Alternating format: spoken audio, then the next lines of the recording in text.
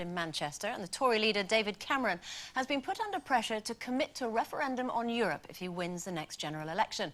This comes after the Irish people, who've had a referendum, voted on Friday to accept the Lisbon Treaty, which many see as a step closer to Europe becoming a superstate.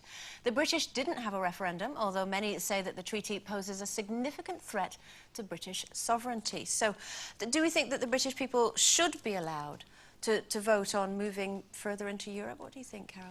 Well, absolutely I do, because we were promised one. You know, if you remember, when they came to power, Tony Blair did actually say we would have a referendum on the European Constitution, as it was then known, and we didn't get one, you know, and it's kind of...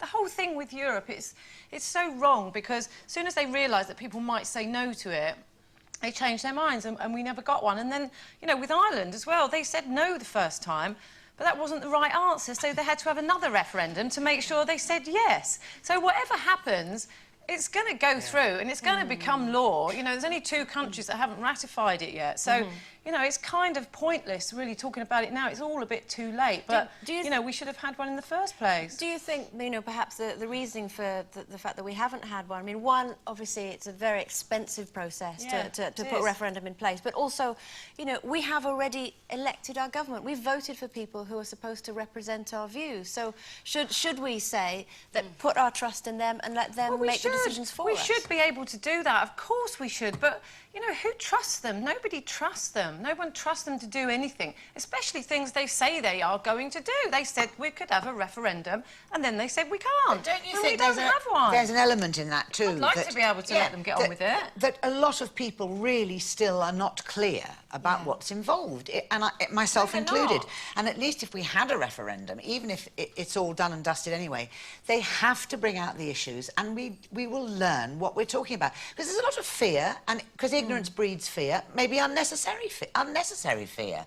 But why are they so keen for us not to know the facts? People would, though. I mean, if there were a referendum, I think people really would make it their business to find out actually what it means. I thought we'd already signed it. I mean, I'm that baffled and confused by the whole thing. I didn't actually think we had a choice. So when we're talking about giving us a referendum, I'm thinking, well, isn't it going to go ahead anyway? We have actually, but it's not in European law. It's not part of law yet, because all 27 countries have to ratify. Like a regular contract, 2 countries if you just iron out the finer details before you actually finally sign on the dotted line, because haven't we already signed something? No, it can't be put in place until all 27 member states actually agree to it. Well, so Poland and Czechoslovakia haven't. Because I don't really understand what's going on. I wonder, is anybody else like that? Do you completely understand it all? I mean, this is it, you see. So we have to then make an educated decision based on no information, but that's the point. really. No, but that's the point about the referendum. If they'd had one,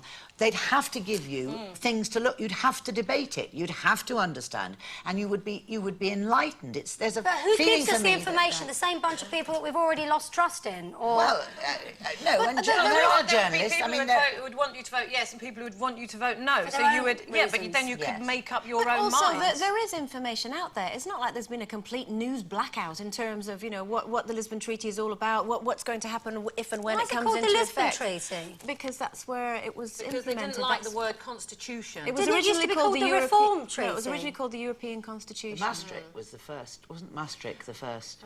So basically, going back to the point that I was making, it's not that there is absolutely no information out there. Surely part of the reason is that there is apathy and perhaps ignorance. Is that we're all too busy? No, you were saying you were saying that you felt ignorant about it. Apathy and ignorance. This is so important. It affects you. I don't care how busy you are. It affects you. It affects everybody. You know, this is a really, really important thing. It could change everybody's lives forever. It could change the way our country is governed and run. Completely. Do you need to make it their business? We should be making this decision based on what we know.